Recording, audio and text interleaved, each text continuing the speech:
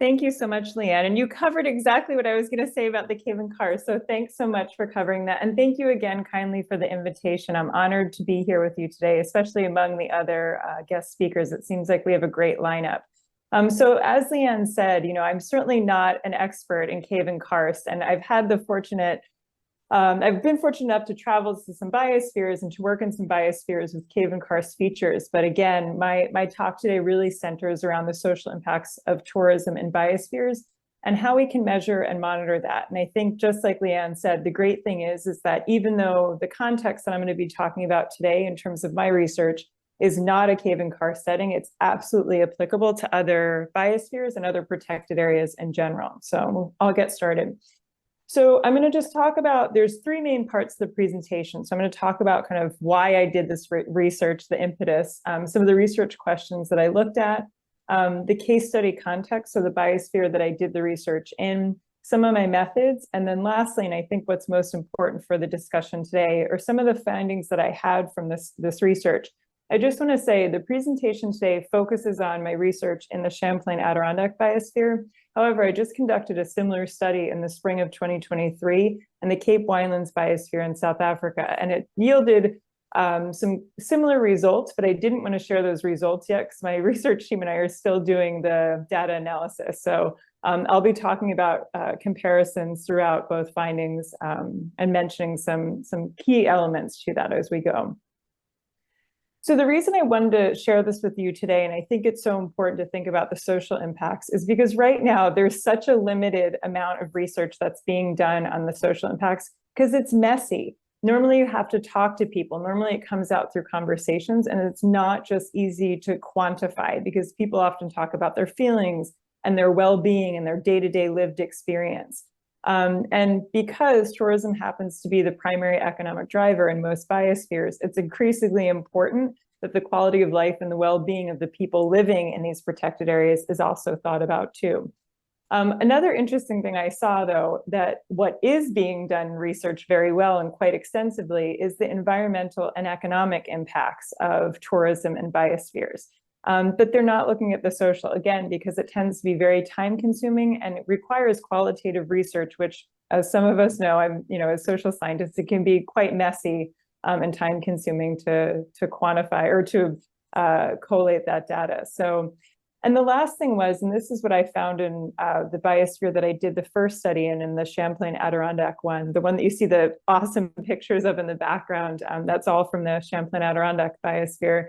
In this case, locals were really fed up. They were really frustrated with the way that tourism was being handled, and they felt that it was being overused. And so there was increasing pressure on tourism bodies and managers to start looking at how they can change tourism so it instead helps the locals instead of frustrates the locals.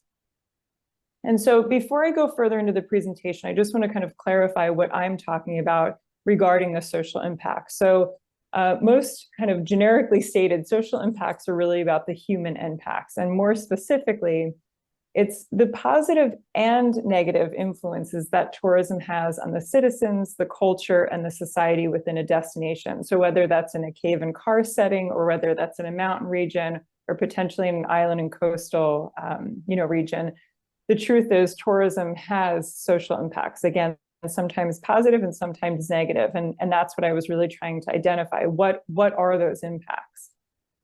And so the reason this research matters is that, and I feel very strongly about this, that for tourism to truly be sustainable, a community's needs must come first. So when we're thinking about the three aspects, the three kind of legs of sustainability, the social, environmental, and economic, in a tourism setting, it's critically important that when you're developing and planning for tourism, that the community needs are centered first. And a lot of times, because economy is favored over community needs, that's not always the way that it's managed. Some of you who I think I may have been at EuroMob with last year in 2022, one of our colleagues from the Westeros Biosphere Reserve, Natasha Hutchinson, said an amazing quote during her presentation, and it stuck with me. She said, a tourist destination must first be a happy place to live for its residents before it's a happy place to visit for tourists. And I can't agree with that more. And I think that, again, when I was thinking about my research and why this is so important, again, it's critically important to lead with the community's needs first. So these are some research questions. In the next few slides, I'm going to be talking about my research. I won't spend a ton of time on this because I want to get to really how to measure the social impacts later on. So I'll kind of skim through the first parts, but I just wanted to frame the study to show you how I was looking at this and the questions I was asking as I was doing the research. So the first and foremost, it's similar to what I showed you earlier, was what are the social impacts of tourism? And again, the case study that I was looking at first was looking in the Champlain Adirondack Biosphere in upstate New York. And I was also curious to look at the stakeholder dynamics that was influencing tourism planning, because what I saw was that normally when there was negative social impacts in a biosphere reserve, what happened was that there was often conflicting stakeholder dynamics, meaning one organization was focused on conservation, the other focused on economic development, and somebody in there thinking about community needs. And they often had competing interests, and that influenced the way that the social impacts were managed or even thought about. Before I went into the study, I just wanted to share a few things that I looked at in preparation for my research in New York as well as South Africa. So I did a literature review. For the sake of time, I'm not going to go over everything, but I just want to highlight some things that are important, especially when you're thinking about the social impacts. They emphasize in the literature that it's really important to ensure that the voices of underprivileged community members are heard. And what I saw in both these cases, that was not the case. They very infrequently were able to actually bring community voices of underprivileged citizens to the table. They said they did, oh, we hosted a town hall, we did X, Y, and Z, but very rarely did that influence tourism planning. And the reason that is so important is that those underprivileged community members are often the ones that are most impacted by tourism and negatively impacted by tourism. Another thing I want to emphasize here on this slide is that they found in the literature that partnerships are vital for protected area tourism planning. The idea that it's critically important that we work together, even though a lot of our organizations have competing, needs and organizational interests. The partnerships are critically important when we're thinking about reducing the negative social impacts of tourism. And the last thing I want to highlight here is that and this has been extensively researched when you're looking at the environmental impacts of tourism. A lot of researchers argue that tourism in protected areas can improve conservation efforts. But what was interesting when you're looking at the social aspects of it, the partnerships are even more important in terms of helping reduce the negative impacts from the social standpoint. So, and another thing I just want to emphasize here, the other part that I was looking at with this research was also looking at how, when you are managing a protected area, whether it's a biosphere, whether it's a national park, a geopark, looking at ways to include an element of responsible, inclusive leadership. Again, this sounds great on paper, and it's often more difficult to actually execute in person. But what I was trying to see is there a possibility that there could be a type of leadership in these protected areas that allows for the community voices to come together, to co-create actions and co-create planning. And as you'll see from my results, again, this sounds great on paper, but it didn't always come out that way. So, so in terms of the case study context, this is the biosphere that I was researching. So you'll see here, it's an extensive area. It's just over, I'm trying to think in terms of hectares. So it's about, I believe it's 3 million hectares because it's just under 10 million acres. So you can correct me if I'm wrong about the conversion there, but it's an extremely large area in upstate New York and Vermont. And so here are some quick facts. Oh, here we go. I have the hectares. Yeah, I was close. That wasn't so bad. So we received the Biosphere designation in 1989, and there's the surface area right there. So just under 4 million hectares. The area that I focused the study on looking at the social impacts was the Adirondack High Peaks region, mostly because that is a very high impact zone that's typically quoted as being overused by tourists and outdoor recreationists. There's approximately, and this is quite funny, they don't keep accurate counts because it doesn't have like a gate that you walk through and can actually count accurately. But it's estimated that there's between 8 to 10 million visitors on an annual basis to the Adirondack Park. And it's become a tourist destination. It's been a tourist destination since the 1800s, especially with people coming from Boston, New York, Montreal. So it's within driving distance of 3 major cities. That makes it even more important and popular for outdoor recreation. So in order to look at the social impacts, I looked at a case study, but I did 3 sequences in the case study. And again, I'm not going to spend a ton of time on this because I more want to show you the results and how to measure this in other areas. So for the first phase, I looked at kind of a media analysis of how the community was talking about tourism and how they were talking about it, not just on social media, but also in local newspapers. For the second stage, I did a series of online focus groups, and I talked with people that worked in tourism, people that did not work in tourism, and then also tourism managers, because I wanted to try to get a comprehensive perspective, but knowing that it wasn't a representative sample of the entire community.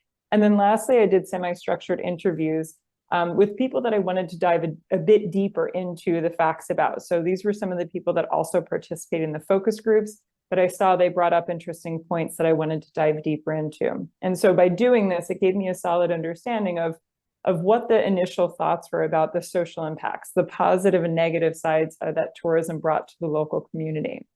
And so here are some of the key findings. This was really interesting for me because although I live in this area, it stood out to me that even though I was saying, oh, tourism should be kind of planned together, the findings I showed here was that there's 5 organizations within this area that are responsible for managing and planning tourism. And what was shocking about the findings is that they all have different roles and they don't usually talk together. And so that showed very quickly by not collaborating together that deepened the social impacts so the negative influences that tourism had on the community, they got even worse because the organizers were not communicating. And what some of them suggested at the end of this were, maybe we just have a monthly call. And I'm like, let's just start. So, but again, this is something, even though it's specific to this region, I think this happens, this model of, looking at kind of separate organizations involved with tourism with very different goals and, organizational formats, often don't talk. And that has negative influences of how we as citizens experience tourism in the region.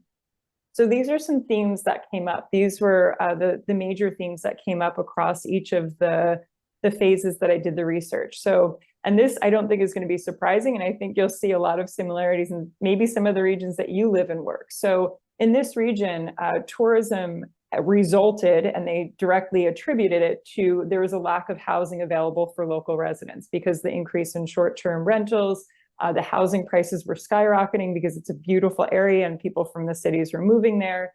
And so that, of course, affected how locals could live in that area. Oftentimes, workers would have to drive an hour to be able to get to where they work because they can't afford housing that's close to the main tourist destination, the main site, the main kind of main street of tourism. The theme too is that the research showed that tourism is the primary economic driver, and in some instances there was an over-reliance on tourism revenue, and so and that placed a lot of pressures around what tourism should be or shouldn't be in the region. The one in the middle, theme 3, stood out to me, and especially in my research in South Africa. In the Adirondacks, there was an immense unequal distribution of wealth related to tourism. And what that meant was that business owners often made a lot of money from tourism, whereas the local residents saw very little, if any, benefits from tourism being in the region. Some people claimed, oh, we have a larger variety and restaurant choices, we have better shopping, we have better access to amenities. But by and large, the economics of it stayed within, the businesses, and that tends to be the case. The same was true in South Africa, even more exacerbated because of deep social, economic, and racial divides left over from the apartheid there. So in any event, this unequal distribution of wealth related to tourism is a very negative social impact that needs to be addressed. And when planned for properly, that can be distributed in a strategic way. And it was interesting because following this study, one of the organizations that I showed on an earlier slide, developed a fund that locals could apply to that used tourism revenue to basically put it back into local hands. So there's now an application process so locals can start to benefit from some of that tourism revenue, which I thought was pretty interesting. Another theme that came up was that there was a lot of internal conflicts. There was conflicts between tourism planners and local residents. There was conflicts between tourists and local residents. There was conflicts between business owners and then the tourism planners. So there was a lot of us versus them that was happening. And that tended to, because there were so many conflicts that were happening in different interests and that weren't being addressed, because a lot of those 5 organizations that I showed you before, they weren't coming together and, trying to figure this out. It snowballed. And so it was becoming worse and worse and worse. So luckily now they are meeting. And I don't think it was because of my study. I think it was just years of, them realizing that we really don't talk that often or collaborate as we should. So in any event, these conflicts did lead to worse social impacts, but thankfully they're making steps in the right direction. And lastly, another social impact that came up was this idea of overuse. So sometimes you'll hear about the concept of over-tourism. Overuse, they use this term in the outdoor recreation space, the idea that they're classifying it as overuse of the natural resources as well as overuse and kind of the idea of over-tourism. There's physically too many people in that area. So over and over again in the interviews and focus groups, and even in the media analysis, we saw that term overuse, the fact that the natural resources were being strained, and it was then also putting a strain on the local community because they weren't able to access the trails or even the roads that they needed to drive on because of the amount of tourists that were in the region. I'm going to skip this for now, just for the sake of time. In terms of what I looked at as I was doing this study, there's scholars that looked at social carrying capacity of tourism way before I did. This started happening in the 80s. And so I used some of that existing framework to map what I found. And what was really interesting was that in this particular study, when I mapped the findings based on those themes that I saw before, when you're looking at the limits to social carrying capacity, meaning pretty much how frustrated is the local community with tourism, the Adirondacks high peaks were on they were close to the tipping point. What was very interesting, and in the preliminary findings that I found in South Africa are about down here, meaning that they're still interested in wanting to grow, that the locals are welcoming tourism in ways that is not happening in the Adirondacks. So again, when you're looking at how tourism is either helping or hurting the local community and the local citizens, this map is often helpful to kind of place you where you are and how the kind of capacity where your community is at.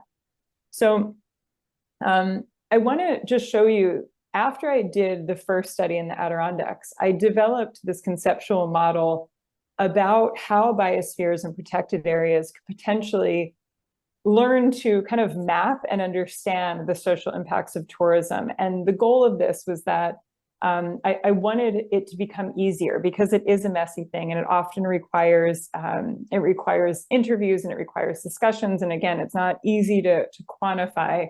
But I was hoping that this model could help. And luckily, in this study that I did later in South Africa, it did help provide shed some light on what was happening in their biosphere. So I'm going to just highlight a few key things from it. Again, just for the sake of time, I won't talk too in depth about it, but there are 4 dimensions to this model. So if you're trying to assess the social impacts, it's important to not just look at, not just think about kind of the community members and what's happening with them, but kind of the overall picture of what tourism looks like there. So the first thing is to understand what are the assets of your destination. So for instance, in a cave and karst region, maybe that's the main reason that people are coming to that area. So maybe that particular feature, that maybe the rest of the tourism amenities are built off of that main feature. And so knowing and understanding those destinations' assets is critical because that's what you need to protect.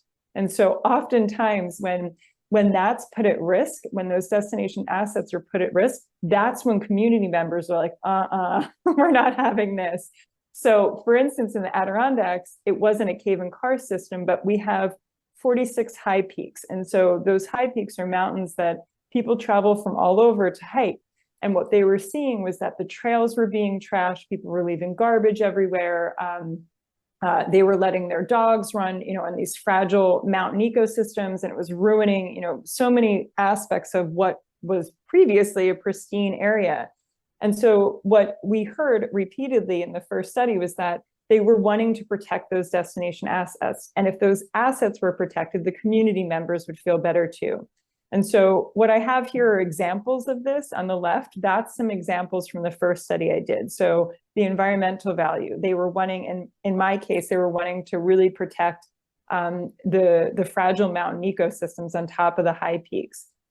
They wanted to protect the quality of life for the people there. So that was one of the assets that they were saying. They were saying, we have a great quality of life up here, but when there's too much traffic or too much noise, we don't want that. So they wanted to make sure that that was protected. Another thing that was really unique about the Adirondacks, they have such a strong sense of community. And so when they felt like that community was being broken in some way or threatened, they continuously gave the example of Airbnbs, the transitional aspect of Airbnbs. They felt like that strong sense of community was being eroded because of all these visitors, and they didn't know who their neighbors were anymore. So now it was turned into short-term, rentals. And again, this is not unique to the Adirondacks. That happens in destinations across the world now. So the first dimension that you look at to assess social impacts is looking at what are the destination assets? What makes this destination valuable? And what do we need to protect the most? The second dimension that you look at in order to assess social impacts is that what are the shifts that are happening in tourism patterns? What's going on that might be kind of pushing people a little bit more than they would have in the past. And so this can be done on a short-term basis or a long-term basis. Mine was on a short-term basis. I was looking at shifts in tourism patterns over the course of a 2-year period. But these are some of the examples that I found. Overuse is increasing. Tourists were more unprepared than they ever were before. They were hiking up these mountains that required, sometimes in the snow, pretty serious, hiking gear. And they were, hiking up in sneakers or in the summertime in flip-flops, and oftentimes without a compass and just relying on their phones, which would inevitably die and then result in a lot of, rescues. I'm laughing, but it became so often and frequent. It became a joke to the local citizens when we heard of the alerts of people, hiking up in flip-flops and their phone dying and getting lost. But the point is here, these shift in tourism patterns often put pressure on local services as well. So for instance, those unprepared tourists took away, like when they had to do a rescue in the mountains, it took away the ambulance service that was needed for the local community who actually were prepared to hike on those trails. So when you look at those shifts in tourism patterns, it often tells you what needs to be addressed the quickest. And so that really it provides a good indicator. Dimension 3 was kind of tourism tensions and inequalities. And as you saw before, that us versus them, the conflicts that were happening. When you look at those tensions and inequalities, again, it's telling you, especially from a planning perspective, what needs to be addressed. So if you see a lot of conflicts happening between the tourists themselves and maybe the locals, maybe you think about shifting use, meaning is there a way that you can kind of shift some of the tourists off of the main trails and get them into other areas, or to spread that out, or potentially looking at if the conflict is happening between the business owners and maybe the tourism planners, figuring out a way to facilitate a conversation where both of their needs and both of their goals are achieved. So identifying those tensions, again, helps you understand kind of the full scope of the social impacts. And so here are some examples that you'll see that are quite familiar from the findings earlier. So again, in terms of the tensions and inequalities, in this case study, and also the one that I did in South Africa, the unequal distribution of wealth was one of the most important to the local community. They kept saying, we put up with all these tourists, but we don't see an economic gains from it unless they're a business owner. And so that was a really significant tension that kept surfacing, and that they wanted as a community to be addressed. And as I said, in the Adirondacks, they did address it. In South Africa, not yet, but we'll see what happens. And lastly, the last dimension that you look at is identifying, are there capacity or governance issues that are preventing tourism from being planned or managed or monitored in the right way? And so what I saw in each of these studies, that there are significant capacity and governance issues in each of them. And that's, again, not unique to the Adirondacks or to the Cape Winelands biosphere. But it's, no tourism system is perfect, but instead by identifying these shortcomings, if you will, in capacity and governance, it helps you identify what needs to be addressed. And so in our case, in the Champlain Adirondack Biosphere, we saw that, again, that the Biosphere Reserve and tourism in it was not being managed as a whole system. It was a piecemeal effort between those 5 organizations that we saw. And so that was the main issue that came up, and that how do we address that first? And before we can really address that, none of these other things can be addressed. So it's, again, we worked through those dimensions, and we were able to see what was the priority and how to address them. Okay. So I'm keeping an eye on the time because I know I'm close with time. So I just want to highlight here, you're probably wondering in terms of how do I, in order to, like I had mentioned earlier in the presentation, collecting data about the social impacts is time consuming. And again, because it often requires conversations, but these are some potential methods to do it. I would strongly suggest an annual community-wide survey to figure out how the local community is feeling. Hold biannual, meaning twice a year, or quarterly town hall meetings where citizens can come together and provide ideas and express their needs and challenges to help with tourism planning and management. Participant observation. This is what I did in South Africa. I observed what was happening in tourism. You could physically see the inequalities in the tourism system in South Africa. And so by just sitting back and looking from an outsider perspective, it's often helpful to show you the social impacts of tourism. And then if you have time, obviously doing semi-structured interviews or focus groups would be ideal. But again, that's all time consuming. So I think as an early start, these first 2, the community-wide survey, and then these quarterly or potentially biannual meetings would be great. Okay, so I'm gonna wrap this up just because I know we're close with time. So these are some lessons that I want to share, and then I'll end with an opportunity for all of us. So this protected area status, it oftentimes places tourism in a way that becomes a lifeblood to the community, because there's sometimes economic development in industry is prevented from, just because of potential environmental impacts. Tourism is often seen as kind of a beacon of hope, the way that we can make money in our community. And that's great, but it also needs to be planned for and managed. This idea of tourism leakage refers to when money from tourism leaks out to other areas. It doesn't actually stay within the community that is hosting tourists. So I saw that was a significant issue, especially in South Africa. As a developing country, a lot of the businesses were owned by outside, in that the biosphere I was in, it was mostly European owned. And so that also placed significant social impacts on the local community. The fact that all of that money was going out, it wasn't actually supporting the local community.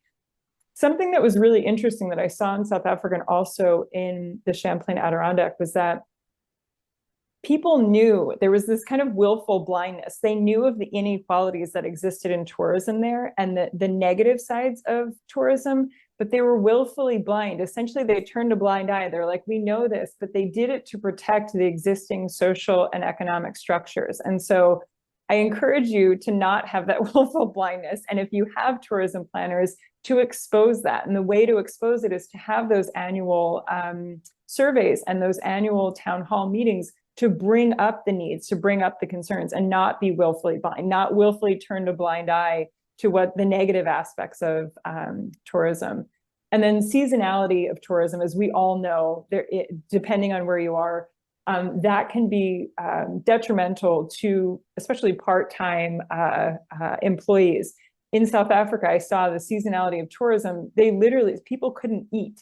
The workers that were reliant on tourism for money, they worked just part-time. And then when it was a slow season, they would have to go to the soup kitchen to get fed. And so it's interesting of how socioeconomically these people are dependent on tourism, but there's not social structures from the community to help reduce that and to reduce that reliance and to provide social systems to help with that. And I think that comes from proper planning. So okay, so I'm just going to wrap with, I know I'm a bit over. So in terms of recommendations, I just want to say this. So most importantly, a whole system approach that considers the local community needs.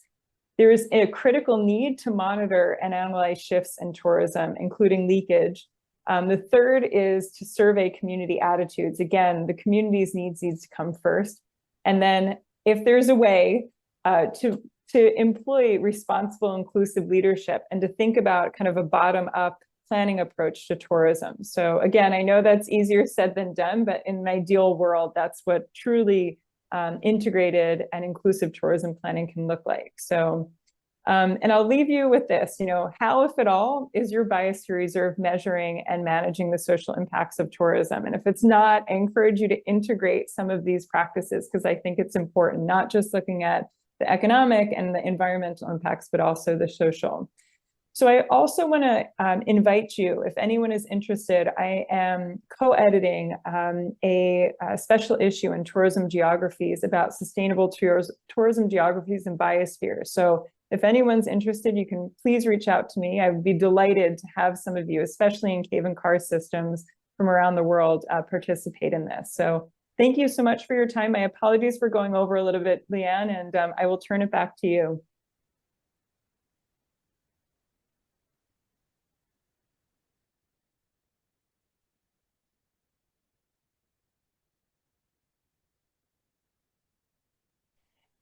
Thank you. I can't hear you, Leanne, but I can see you. Is that better? Yes, thank you. Okay, thanks. So yes, applause to you, Kelly. Thank you for sharing that. And I think it's just a great message. In a lot of things that we're approaching in biosphere regions or reserves is really getting that bottom-up approach and knowing what's going on in the ground in order to make those best decisions. So I think, thanks for sharing this. I know we have several questions in the chat, or we had a few questions come in for Kelly. I'm going to save those for our panel discussion so that we can go ahead with our next presentation. And that is Dr. Lobo, excuse me.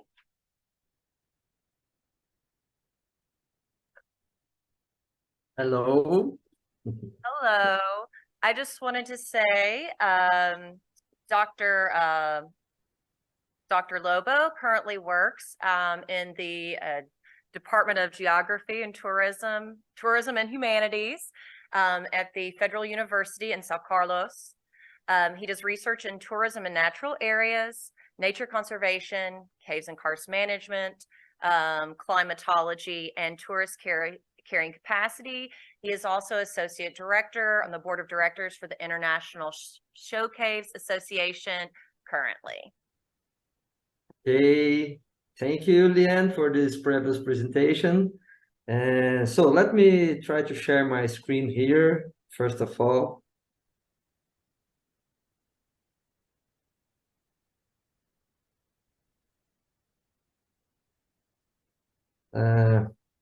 I hope that you are seeing properly my slides.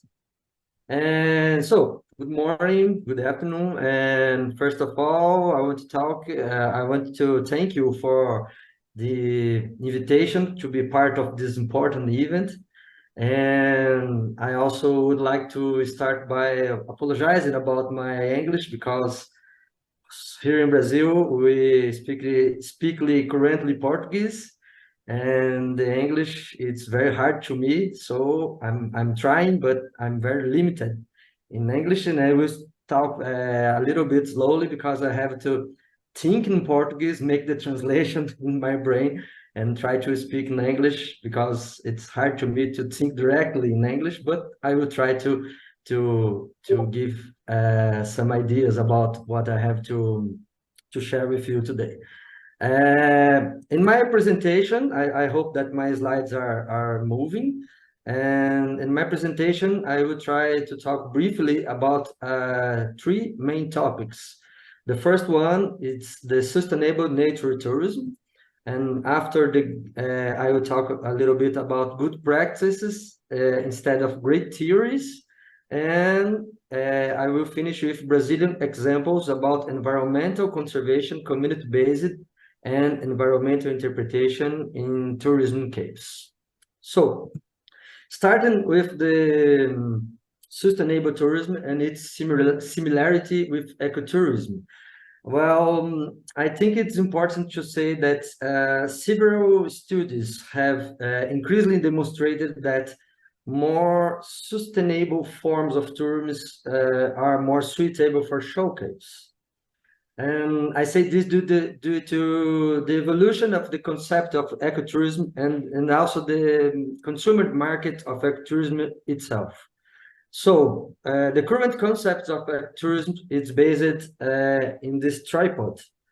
First is the promotion of conservation. So we are thinking about the ecotourism promoting the conservation, not just being benefited by the conservation, generating benefits for the receiving community, and also the effectiveness of environmental interpretation. I'm following here the definition of ecotourism of the International Ecotourism Society, but a lot of academic papers, it's saying the same. It's saying this same tripod for the importance of the ecotourism. So we are following this current of thinking and of researches, and for this we think this is better for the caves, because the caves are very fragile environments. After this, I have to say, because we are thinking about the good practices. And we have encouraged the idea of adopting already developed good practice, as they have already undergone some level of practical proof, and often this some scientific validation. Academic research, the most of the academic research, often idealistic and far from reality. And this is not so good, because in the academic middle, we think about what is better, but sometimes the better is not properly to be applied in any reality. So we have to think about other ways to make it works. The good practice, by the other side, it's an activity that can be applied and replicated in other realities. So if you saw that it's working good in some places, we can try to do this the same way in other places also. But who decides whether it's a good practice? This is a fragile point in our opinion. And in the way that we are working with this, we make the comparison of the practices with technical scientific research. So we try to find in scientific researches if there's some kind of confirmation that this practice could be good in some dimension, an environmental, social, economic, and now the kind of the dimensions of the reality. So we start in this case, in the case that we are working here, and it was published in an article in the last week. It was published in the Heritage, and the starting point that we use it for these good practices is to check international literature about the good practices or some guidelines for good ways of tourism. So we use these guidelines, the recommended international guidelines for the development and management of show caves, the guidelines for cave and cast protection, making tourism more sustainable, guide for policymakers, and also tourism and visitor management in protected areas, guidelines for sustainability from the IUCN. So these 4 documents gives us the starting point to think and comparing the practice that we saw here in Brazil, and to see if this could be validated as a real good practice to be replicated, in other realities. Each identified practices need to be validated based on consolidated sustainable precepts or are in accordance with the conceptual base of ecotourism. So this table, it's a part of the table of this article, and where we are showing, for example, the good practice for the environmental sustainability of showcase. So in the first column, you can see in the first row, you can see the practices in the left side, and in the right side, you can see the confirmation of the scientific literature, because to show why this is important to be made to be implanted. So let's see some of this practice of these Brazilian examples, starting with the environmental conservation. And in this case, we think that less is more is a general principle for the practice.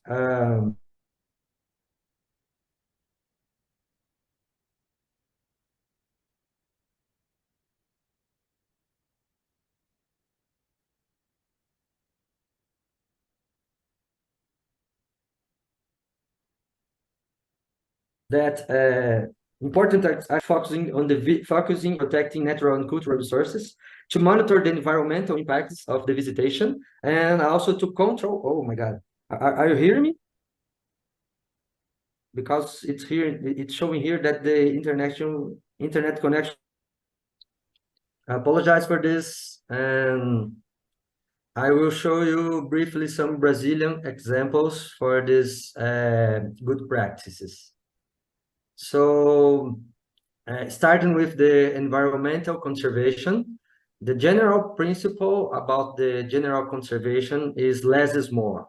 And the good practices that we saw about this, it's related to structure the cave, focusing on the visitor's experience in protecting natural and cultural resources, to monitor the environmental impacts of the visitation, and also to control and supervise the visitation to reduce the caused impacts. About this, we have some examples here, like, wait a moment, I'm having problem here again. Less amount of visitation infrastructure.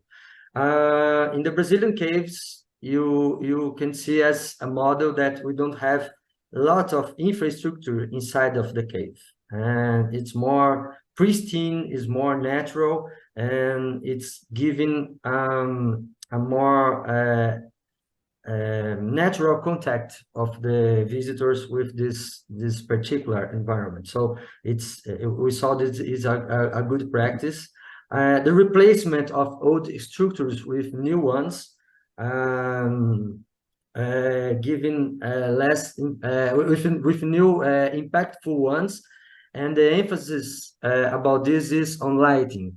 So in the left side you can see the Devil's Cave, the Caverna do Diabo, and we have heat lights with a lot of amount of heat, and lamp and flora you can saw previously in all the cave, and it was switched, and since 2012 the new LED light system was improved, so now we don't have more this kind of impacts in this cave, and it's one of the few caves in Brazil that we have artificial lights inside. The most of them you have to visit with headlamps in your helmets, and it's also give more a natural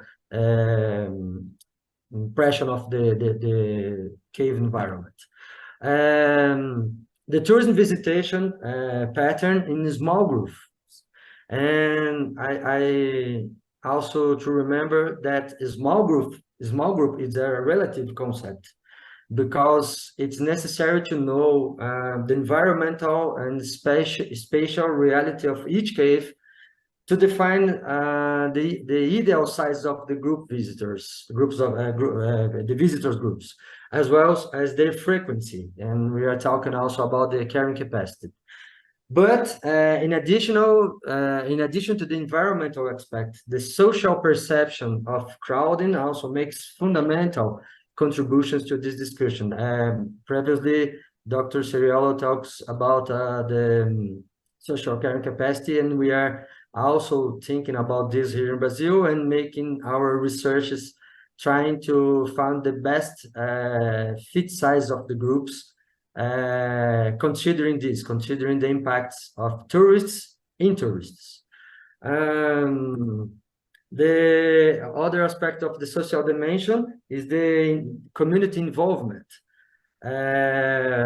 So to this, we are thinking about to create chains of value that guarantee new opportunities for the local community, to create conditions for the local empowerment of the community, and to enable the immersion of the visitors in an experience that may produce exclusive and memorable living. So, for example, encouraging the training of local guides.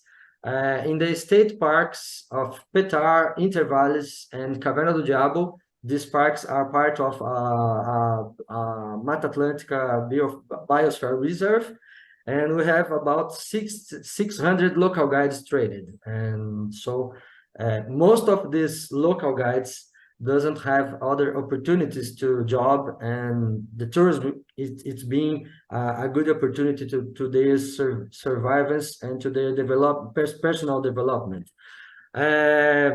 We also saw this good practice of promoted locally based business. Many of these businesses started decades ago, and they are completely dependent on cave tourism.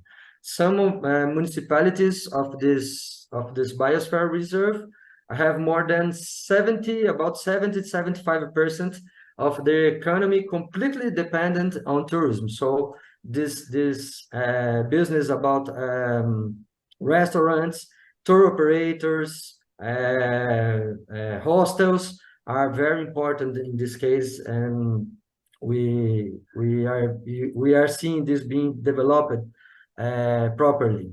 The local community acting in decision-making processes.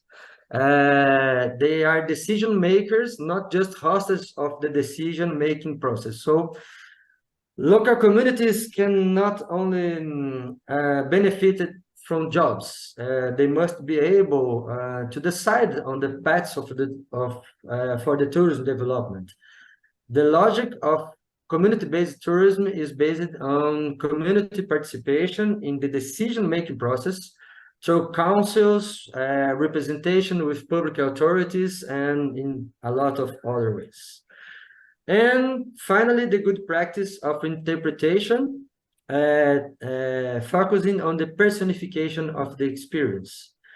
The good practice is to start programs of interpretation and environmental education. Examples of this are the interpretation based on local guide, because the local guide gives us a mix of traditional local knowledge with the technical training, so we can turn the experience of the visitors more interesting with this both sides of the same reality. The intensification of exchanges between visitors and hosts, and meaningful learning, and giving to the visitors some opportunities to feel completely the environment, not just to see stuff in the environment, but to use other senses and give a more immersive experience inside of the tour routes. And also the constant updates about the tour guides in the content and interpretation techniques.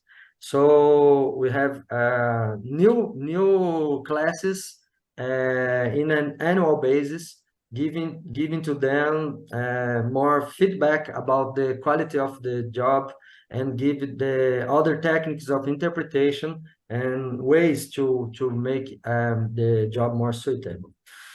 So my final remarks, the good practices are a relatively simpler way to implement tourism sustainability and as they have already been tested in other realities. So this is good because we are not talking about theories or talking about stuff that can be implemented in a lot of places. We have to consider the new consumer realities. They are more conscious and demanding, focused not only on contemplation landscapes or superficial experience. They need to be more immersible, and the caves could provide this because it's a very unique environment. And the cooperation between managers is very important. This is essential for maintaining sustainable businesses in this new reality. So if you want to go deeper about this, into the good practice, this is the article that we published in the last week. And if you have problems to access the article, it's just to ask me, and I can send it by an email. But we have a lot of other practices that was analyzed and registered more properly in the article than in my presentation, because as I said at the beginning, I need to practice more my English. So I'm sorry, and I hope that I can give you some idea about what we are talking, and then we are working here in Brazil in this team. Thank you. This is my email contact, my Instagram, and I'm here if you have some doubts or something to discuss about this.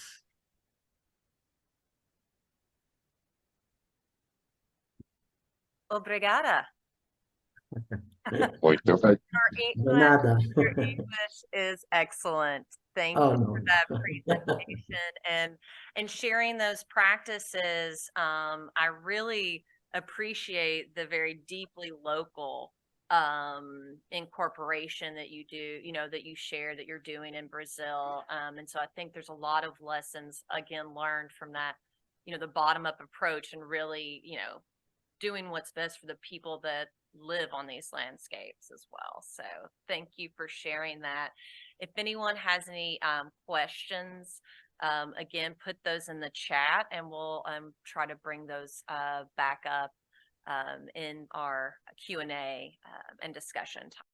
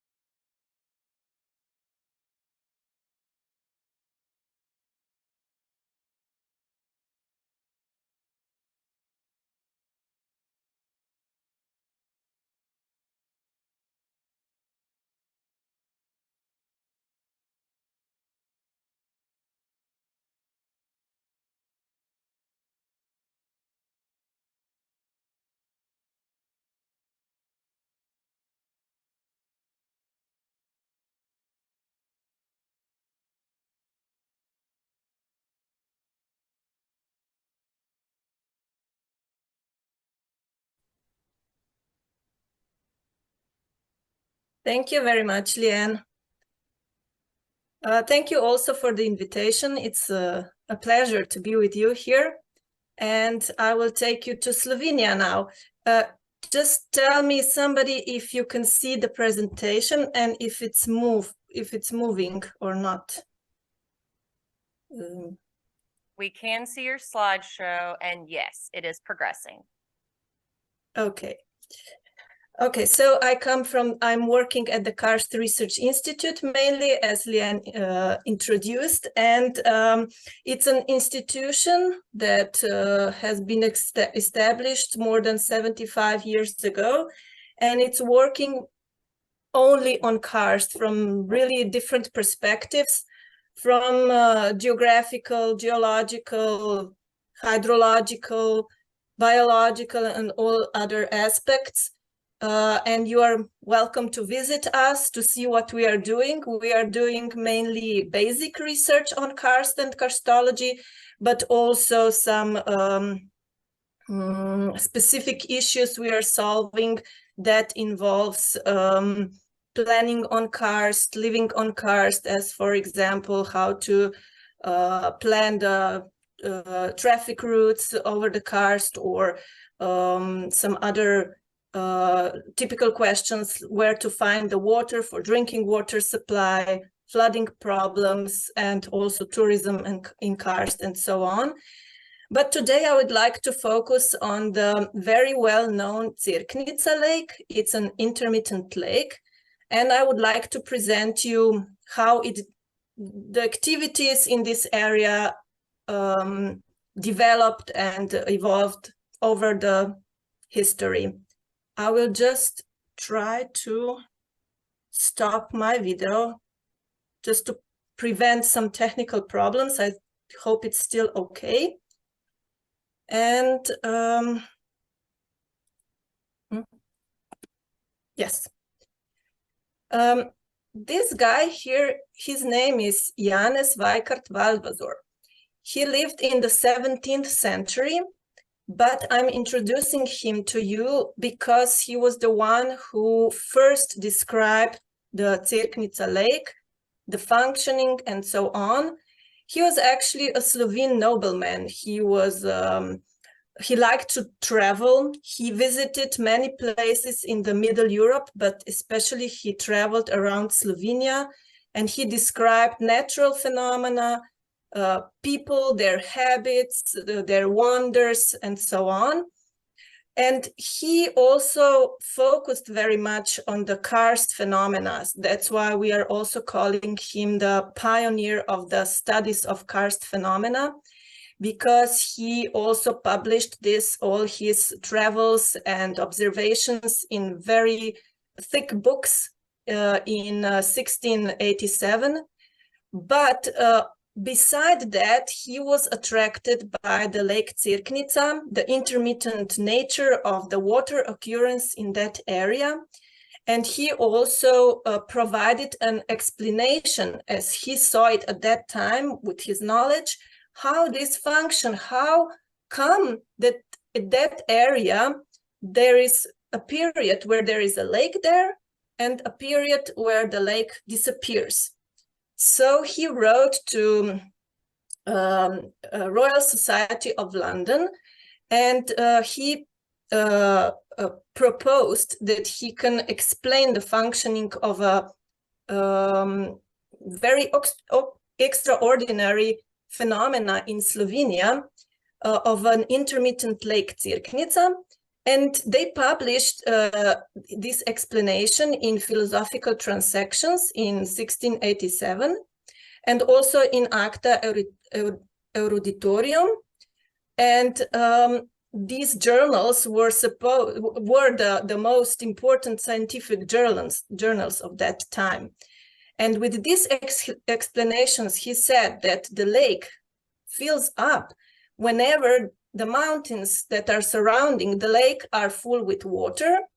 And in the middle of the mountains, there are some underground lakes. When these lakes are full, they then spill out on the surface and fill up the Cerkvenik lake. That was his explanation. And he also drew this sketch that you can see on the slide. And with this explanation, he earned the membership as a fellow of the Royal Society of London, which was one of the highest scientific titles of that time. But Valvazor was not the only person who was wondering about the lake, intermittent feature of the lake. The phenomena was also is still in many legends, in many tales of the local population. But it has also been, it attracted many scientists and artists of antiquity time. For example, Virgil and Dante are mentioning the lake in their poems. There were many travelers who traveled in the area or in the surroundings, and they were researching the lake occurrence. For example, there were Steinberg and Nagel and Gruber, who were then also civil engineers of that time. And also the lake itself was drawn in old maps since the 15th century, because it was located in an area which was on a important traffic route between Trieste and Vienna, which was the capital of the empire of that time, and Trieste was the main port. So everybody who wanted to travel between the capital and the port had to cross the area. So they were wondering why and how this phenomena occurs. It is also of exceptional natural beauty. There are a lot of geomorphological features like springs, big karst springs, swallow holes, ponors, and estavales. So the features which at one time act as springs. So whenever the groundwater level is rising, they act as springs. And also they act as ponors when groundwater level is decreasing. Because the bottom of the lake is rather flat, only slightly inclinated, a lot of wetlands occur. And these wetlands are the reason for the very high biodiversity and also unique habitats of the area. I already mentioned the intermittent flooding is the main feature of the area. In some periods of the year, there is water on the bottom of the lake, and in some periods, the bottom is completely dry. And because it has been described and people have wondered about it for centuries, it also became a kind of a classical locus typicus for karst features internationally. But also people who lived there, they adapted to the intermittence of the lake occurrence. So they have put the settlements on the edge of the polje, and of course they don't grow crops on the bottom, because they know that from time to time the floods can occur and they would flood all the crops and so on. But in the past there have been a lot of attempts how to regulate this flooding. I will say more about it later. And despite these interventions, the natural processes and the most characteristic natural phenomena remained preserved. That is why we also call it as a classical, typical karst polje of the karst areas, because in the area there are several similar features around. For the locals, the area is also very important for economic reasons, either for agriculture or fishing, but it also acts as a natural reservoir for flood waters for the downstream areas. So it reserves the waters and prevents flooding for the downstream areas.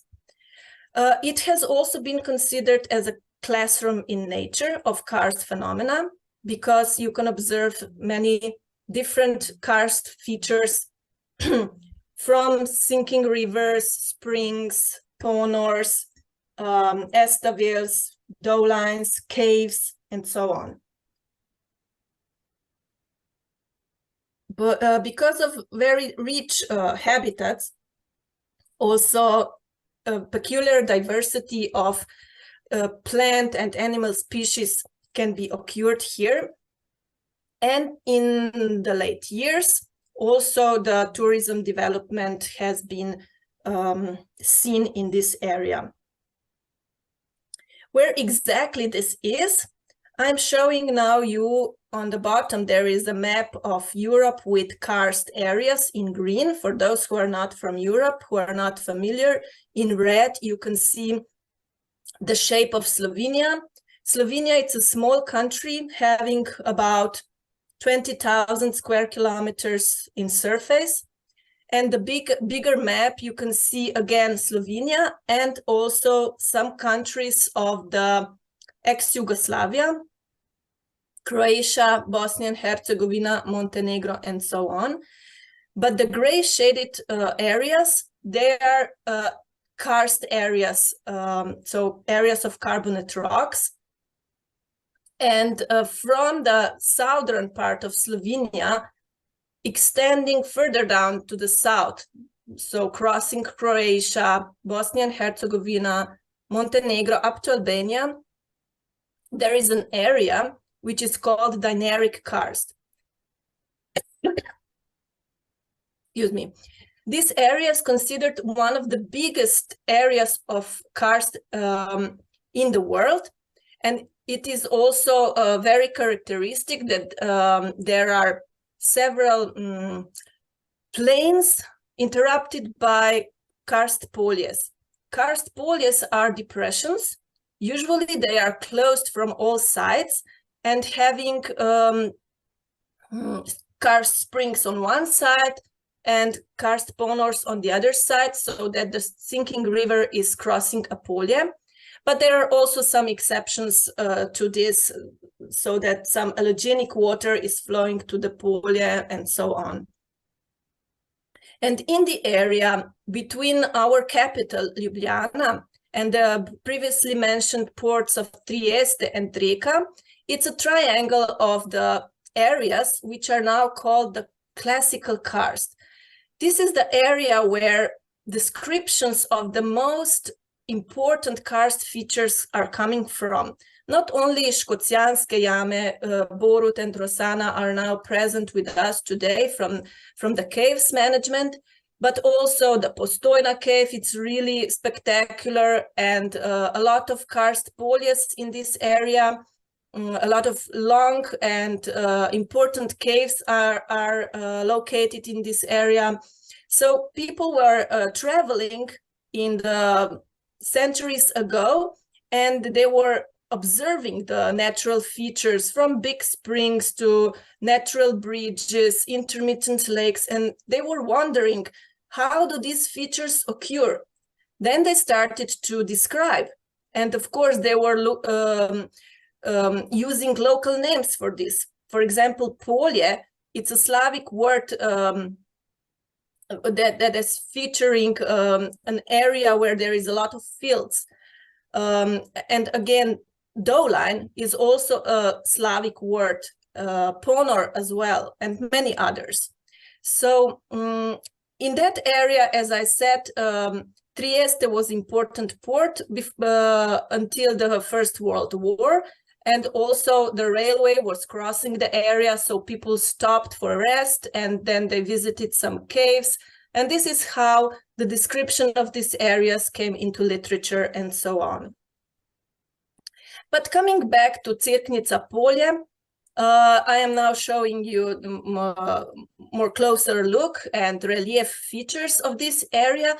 And what you can observe is that there is several poljes in a row, extending from southeastern towards the southwest, and there is a reason for that. Very important tectonic deformation called Idria Fault is crossing this area. Actually, it's a reason for development of all these poljes, and they are occurring in a cascade way, meaning that the most southeastern polje is the highest in elevation, and then every following polje is located a bit lower, so also that the water from one polje is flowing to another polje, but sinking in between. So the water is flowing from southeast towards southwest, and we call this direction Dinaric direction. The area is then surrounded by several mountains, as you can see, the Javorniki, the Snežnik mountains. They can reach the heights up about at least 1,800 meters in height. Some of the mountains a bit lower, up to 1,000 meters in height. But the elevation of the Cerknica polje that we are interested in today, it's at the elevation about 550 meters above sea level. So these mountains are causing a kind of orographical barrier, and they're also the reason for the climate characteristics. The climate is continental climate, and this means that the average temperatures of the area are about 8 degrees Celsius, and in this area about 1,600 millimeters of precipitation can fall, and it is distributed all along the year, more or less. In the autumn time, so about now, there is the highest amount of precipitation. Right now, we had really strong rains during this weekend, but then minimum of precipitation occurs in summer months. Okay, and we can now zoom a little bit closer into this area. Now I'm showing you the hydrogeological map with the dots. The dots are representing the caves, the registered and known caves, and also there are some arrows which are showing the proved groundwater flow. And the Cerkvenik polje has got many inflows, mostly from the southern and eastern part. There are karst springs coming from the karst aquifers that is consisting of Jurassic and Cretaceous limestones.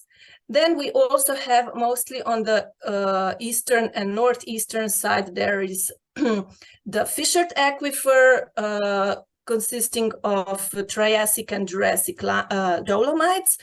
And there on the eastern side, there are also some patches of non-carbonate rocks. There are lower Triassic sandstones, schists, slates, and marls. And in that area, normal surface water is occurring. You can see the Cerkvenik River, which is then flowing directly into the Cerkvenik polje. All other inflows are of karst origin, coming either from the fissured aquifers or the karst aquifer from the south and southwest. And whenever the inflow is bigger than the outflow, so whenever the swallow holes cannot swallow the incoming water, then the lake starts to occur.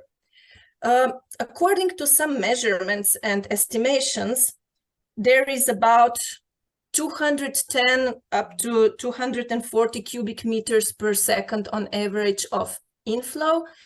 And the swallow holes, which are located mostly in the northwestern and northern side, they can swallow up to between 40 and 90 cubic meters per second. So now you can see that whenever springs are very large, have a lot of water, then the swallow holes cannot swallow it and the lake starts to occur. There are also a lot of caves. Most of them are, at least the entrances are concentrated in the northern part. And here on this map, you can see some red patches. These are actually the measured and the known cave passages of several different cave systems, ranging in the length between 7 to 10 kilometers in length, but more of them are not accessible because they are flooded. These caves are important because they can transmit a lot of water downstream into lower lying karst polje. But also they are important as natural heritage. That's why, according to the Slovenian law, the caves are protected. They are state property and not private property. And also you can see the areas that are frequently flooded, shaded by darker blue color, while light blue represents areas which are flooded at extreme events.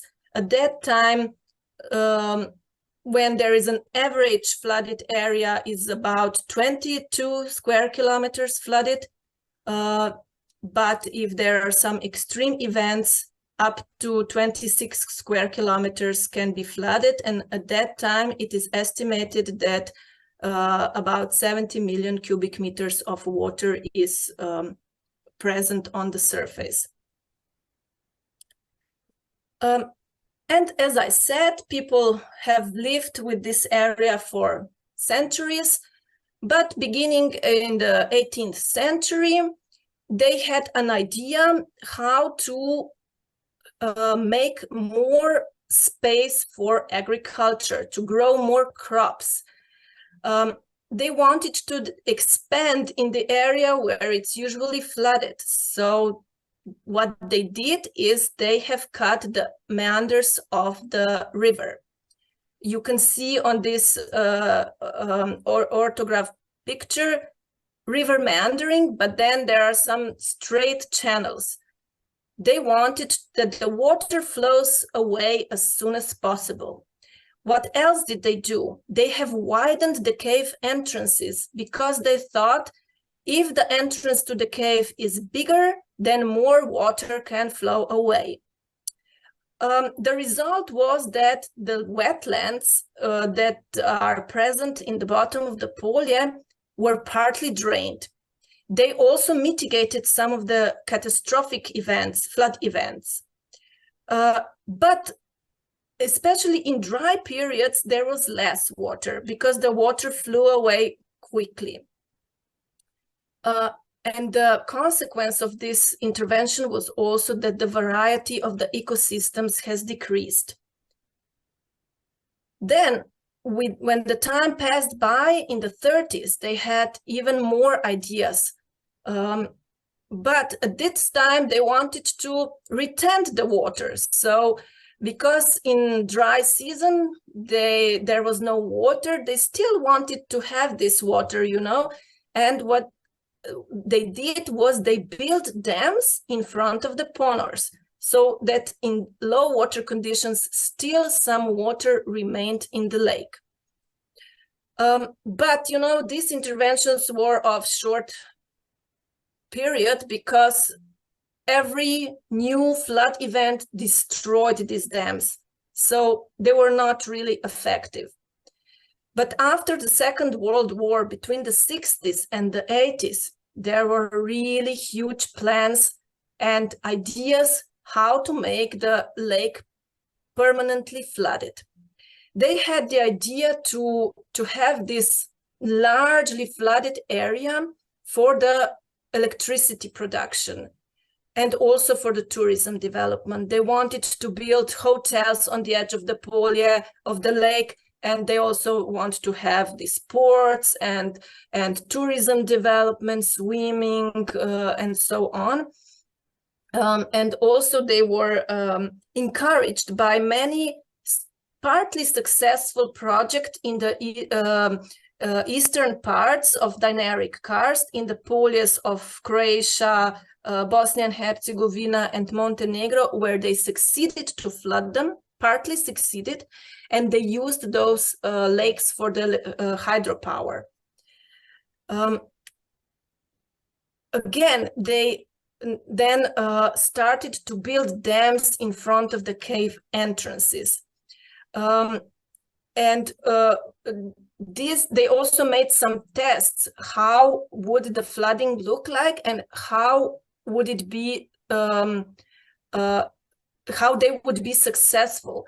But they soon found out that there is so many caves and so many holes, new holes open up whenever they want to flood the lake, that most probably this flooding would not be successful.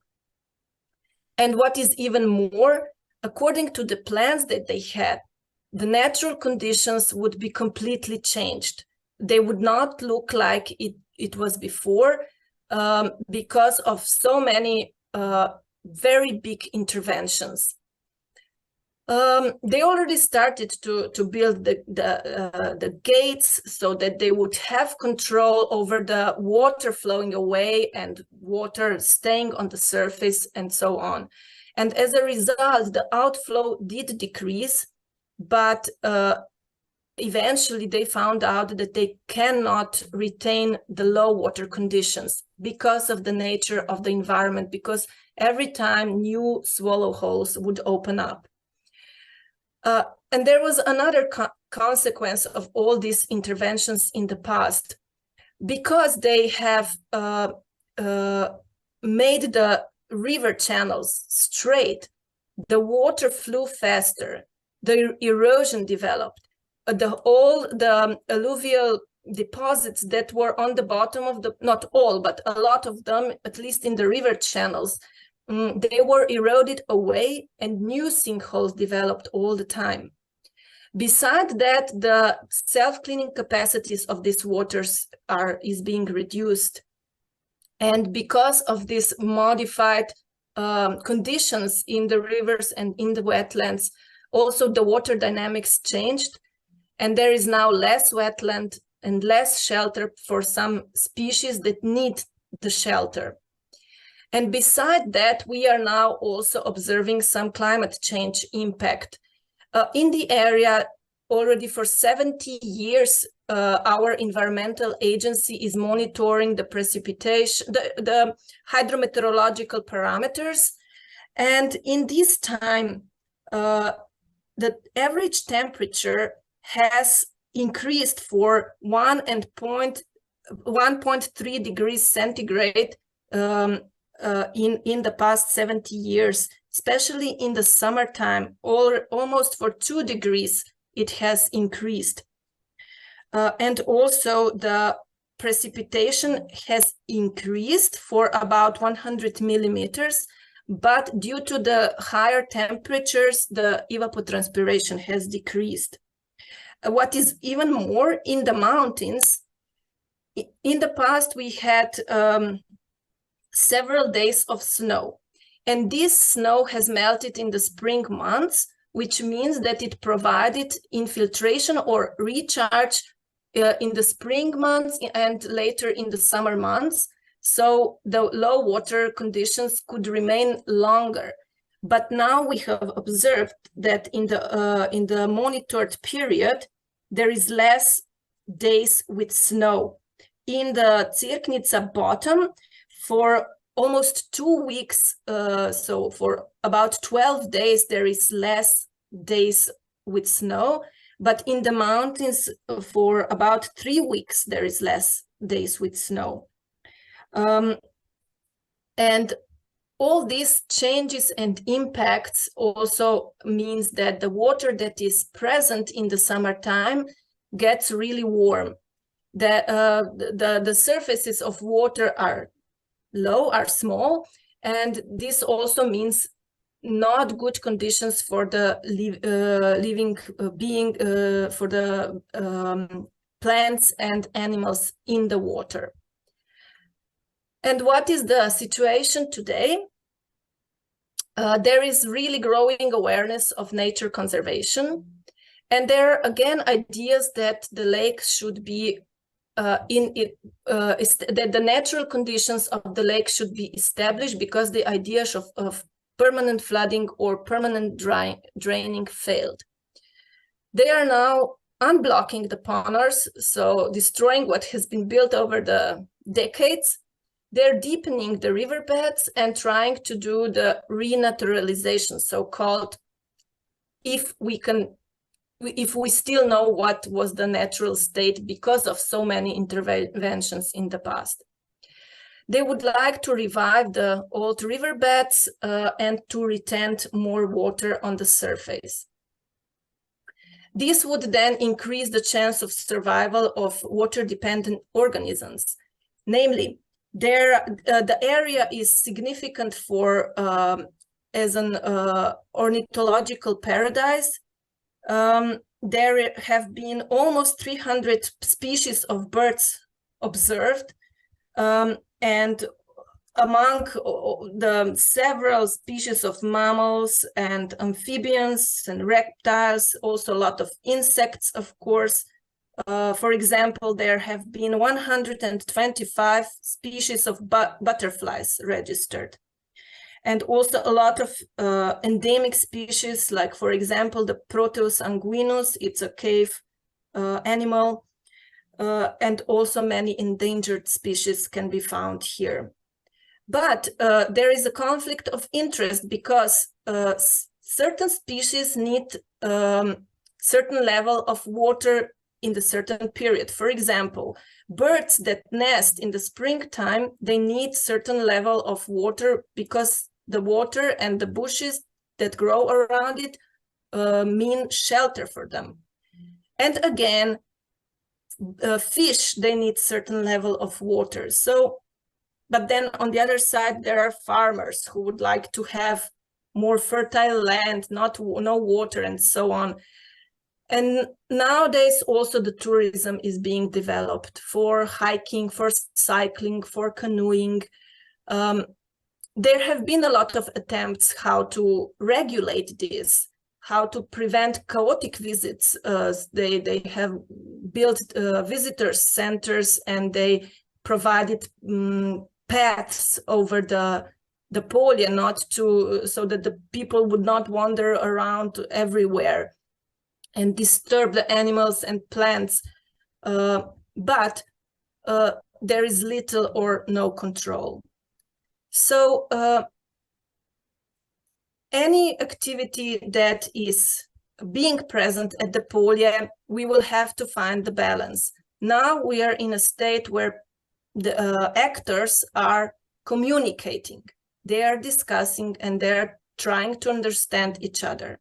But as karst nature is present, we know that water will always find its way, so we will also have to do that. And with this, I would like to thank you for attention, and I will be available for discussion.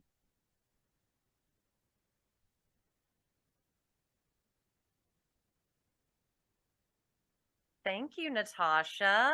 Applause. We are all clapping here. Yes, thank you. I want to say this is like, I love the history of this and how you showed us all these interventions that didn't work and how now the communities are at least moving towards finding that balance that you say. You know, it's like, hey, we are able to do this. And I think that we might have some questions from folks about this.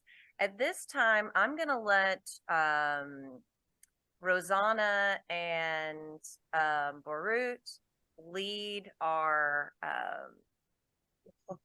that discussion. If they had. Well, thank you.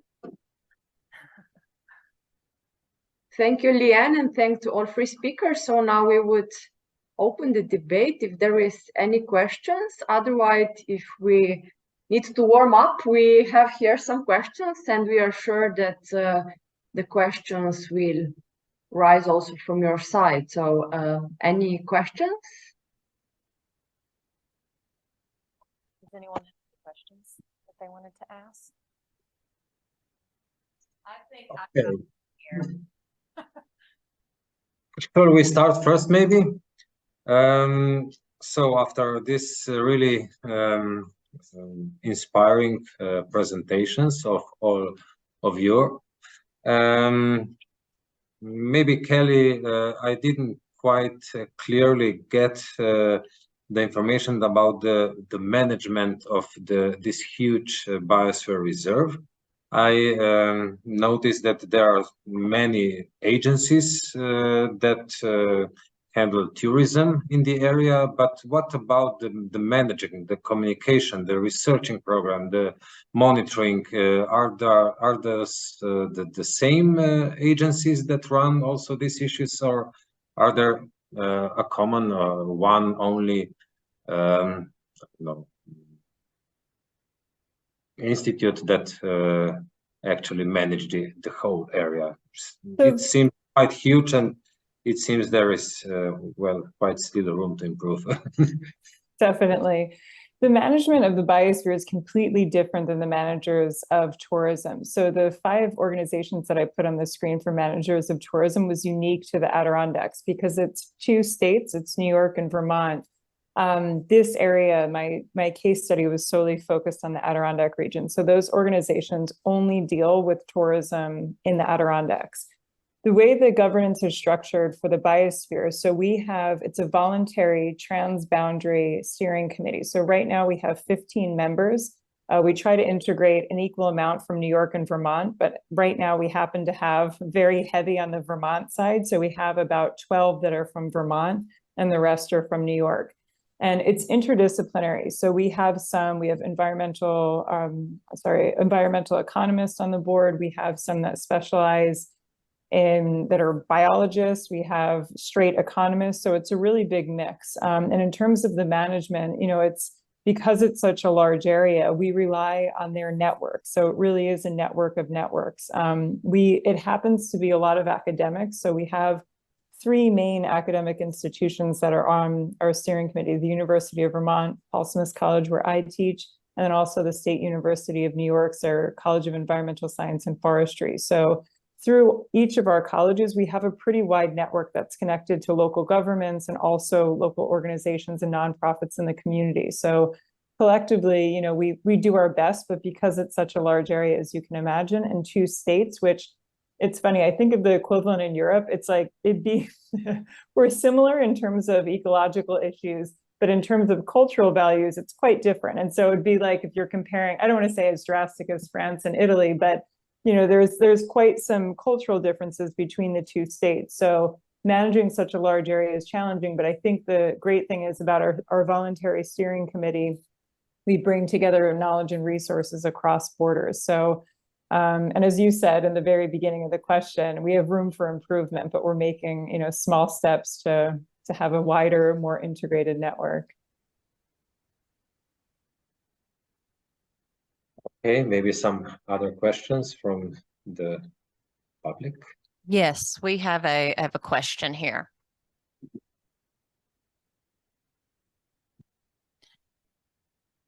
Hello, Mr. Lobo.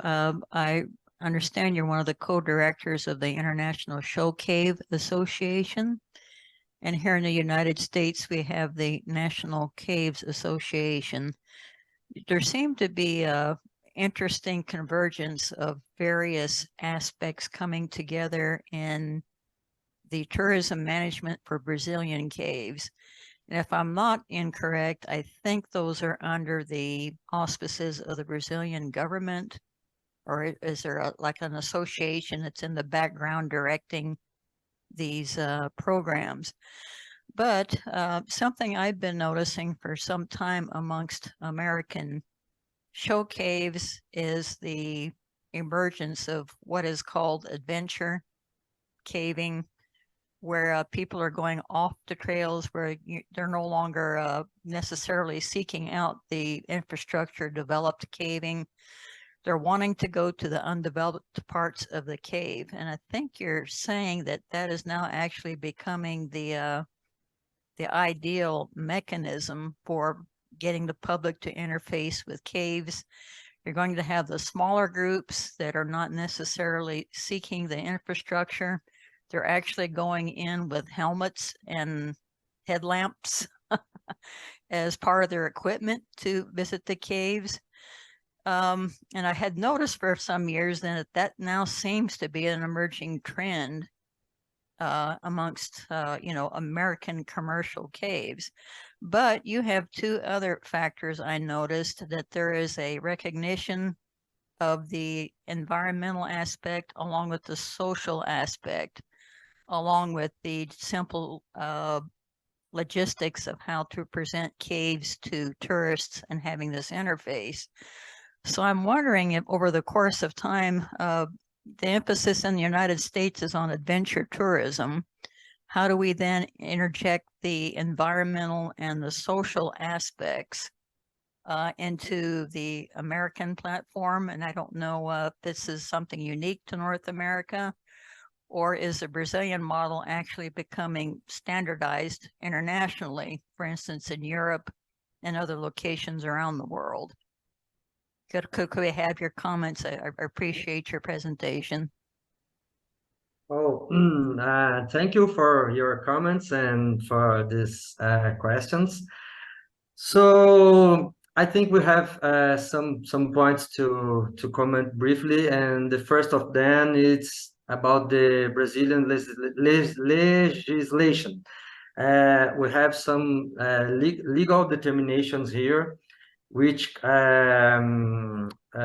obliges the caves to act in a more sustainable way. Here in Brazil, all the caves that we have with tourist use, you need to made before management plan of the cave, and in this management plan you have to consider all the environmental aspects and all the fragilities of the cave to establish a better way to use. We have a lot of caves that it's being used, and they still don't have this management plan. We know this, but the best examples that we have is those ones with the management plan was created and it's being planted. So this can provide a best model, because this model is based in a sustainable way of to think the tourism, and as I said previously, in the ecotourism conceptual basis, and it makes a great exchange in the way of to use our caves, because till the about 70s and the beginning of the 80s, we have a lot of mass tourism inside of Brazilian caves also. So here we have some about 20 or 30 caves with lights inside, with stairs and that kind of old infrastructure. And till the middle of the 80s, the model was based in how much more people you can put inside, and like the other regular tourist attractions. But since the late 80s and entering the 90s, and actually this is the model in all the caves, we have, even in those caves, we have smaller groups, because we are seeing that the tourists are demanding a kind of tourism that is more is less impactful, and in this kind of profile of the product. It increased a little bit more after the pandemics. After the pandemics, we saw that the tourists it's demanding groups even smaller, because they are a little bit afraid of to be in places with crowding and other situations like this. So this is helping us to manage these caves. I feel myself a little bit insecure to say that this is a worldwide model. Oh, let's see and replicate this to all the world. I don't know, because we have cultural differences and legal differences in so much countries. The legislation about the caves here in Brazil, it's too much different of your legislation in the United States. I know a little bit about your legislation, and the starting point of this difference is that here in Brazil, all the caves are belongs to the union, belongs to the country.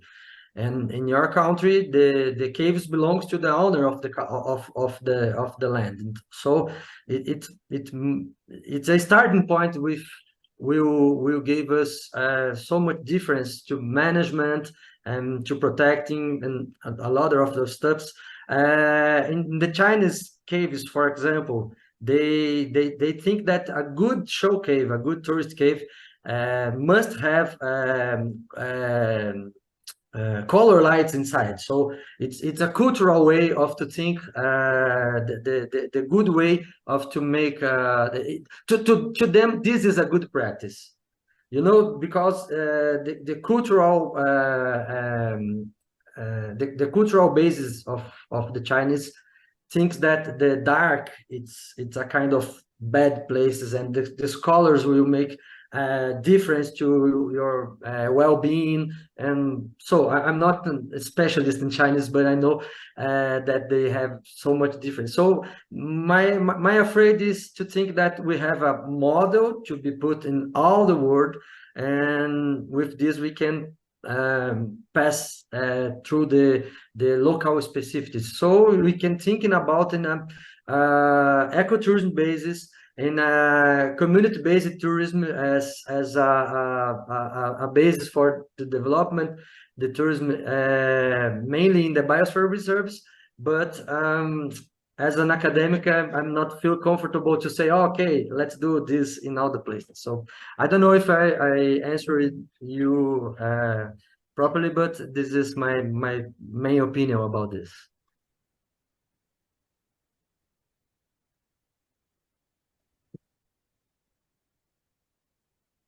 Okay. Thank Do you. we have any other questions about all of the presentations? We have one here, another one here. Okay. Yes, thank you to all the presenters. It was excellent. I have a question that's probably directed most to Dr. Cerialo. You spoke numerous times about the problem of overuse. And here in the southeastern region, we're experiencing tremendous growth in our area and our park usage. And going down the line, it's very concerning, the problem of overuse. Would you have any suggestions of how to avoid that problem early on to prevent overcrowding 10, 20 years down the road? Thank you. Oh, that's such a good question. And it's been such a point of conflict. Remember, I was talking about the conflict. So we in the Adirondacks, because it's public lands, and so it was interesting what Dr. Lobo was just saying about, you know, the ownership idea. The idea of overuse in the Adirondacks has been contentious because some say, who are we to say what is overuse or not? And so the environmentalists here and the NGOs that focus on environmental impact say, well, overuse is because the trails, the erosions on the trails are so bad. We can see that fragile mountain ecosystems and certain high peaks are never coming back. On the other side, they're arguing we shouldn't restrict use because everyone should have access to this. So to answer your question about how to prevent it 10 to 15 years out, it's really planned management in advance. So understanding where the high impact zones are. So for instance, we know exactly which boat launches are high impact boat launches, and that they're more likely to have aquatic invasive species on those boat launches. And we needed so I would say advanced planning and understanding where those high impact zones are first. That's first and foremost. We didn't do that. And so what happened was we knew where everyone was going, but because it wasn't on paper, it was kind of, you know, we had to backpedal and figure out, oh no, we have, you know, everyone going to these two particular high peaks, Mount Marcy and, you know, Ampersand, and then these two boat launches. And then we had to backtrack and figure out how do we divert that impact? So send them to other areas. And then that created another conflict because locals were like, don't send them to other areas. We don't want them on the trails that we go on because we try to avoid those high areas. So the best solution I can give you is advanced planning, understanding the high impact zones and understanding and getting the community's feedback about where they would like to quote unquote divert those high impact zones. So for example, if your high impact zone is a specific, you know, cave and karst feature, understanding, you know, is it restricting access? And that again is the question that for us, that was really the point of contention. You know, we shouldn't restrict access, but what the solution the Adirondacks came up with was diverting users from the high impact zones. They actually closed parking lots. So they actually could not park there any longer. And once they did that, it created another problem because when they closed the parking lots, people were dangerously walking. They would park and then walk on the road about 1 to 2 miles to get to the other area. And it still created issues. So what we've settled on right now is a bus system to figure that out. So the bus system is now dispersing. You have to purchase the passes in advance, and the bus system only goes and runs during certain times and brings people to certain areas. So it's a more controlled form of use. So it's not completely answering the solution of overuse, but instead we now understand and can control it better because we're restricting the amount of people that can go. So first answer, advanced planning and understanding where the high points of usage are, and figuring out ways to regulate that, which doesn't restrict access, completely. And then the second is, figuring out ways to divert things in a way that is not too impactful on the local community. And that, I have to tell you, this process to even get that shuttle system, my goodness, we had fights about that in the Adirondacks for maybe 3 to 4 years before it was even considered to be a pilot. And so it's something that just, and I don't know your particular, cave and karst system or which system you're referring to, but it just know that the community has a lot of feedback about that, and provide a platform if you can to listen to their insights, and don't have it just come from top down. Get a series of community town halls together to share their ideas too. So I hope that helps.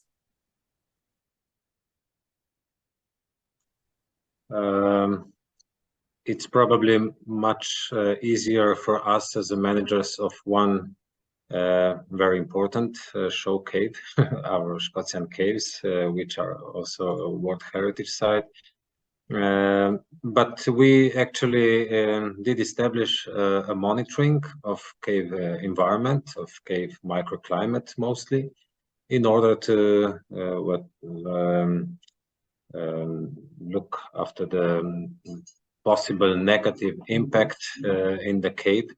And that's why we also limited the number of visitors up to 150 persons per group.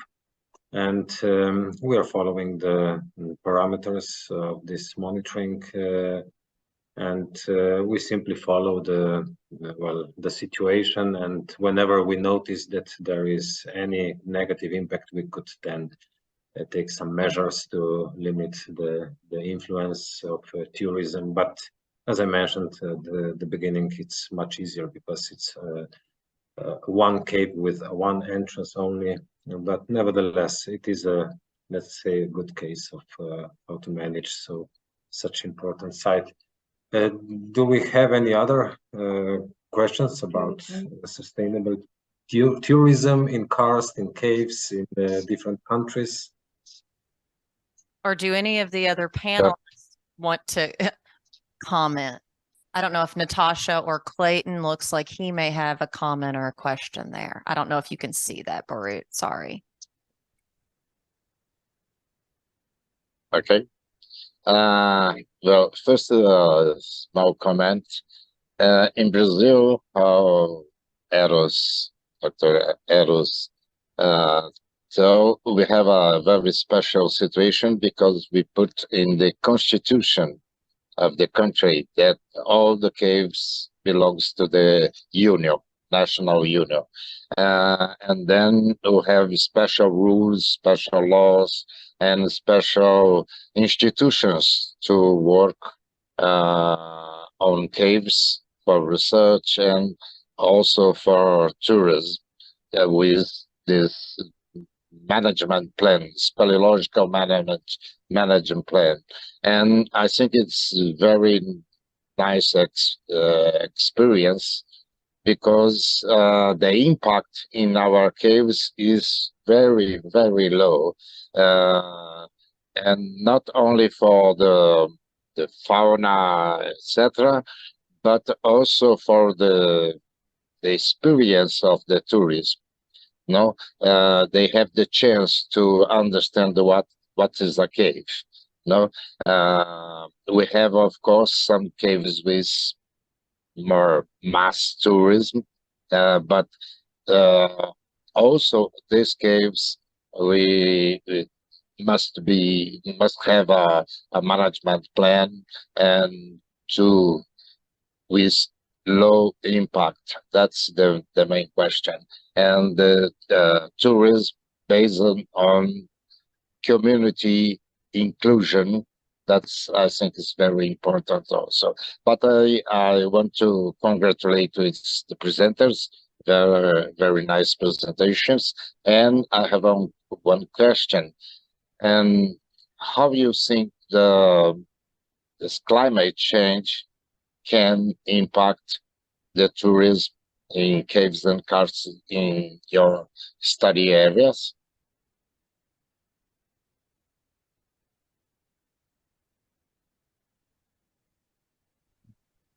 So let me try about this. Here in Brazil, it's hard to say something conclusive about this because we don't have long-term monitoring of the climate of caves.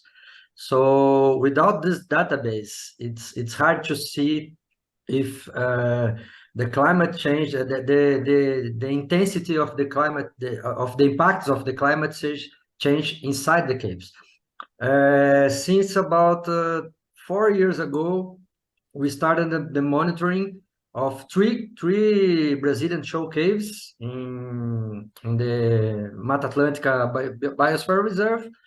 And we are wondering to use this data to make some conclusions, but maybe just in about more 5 or 10 years, we will have some conditions to make this relationship, because here in Brazil we are in the tropical zone and we have so much influences from the El Nino, La Nina, and this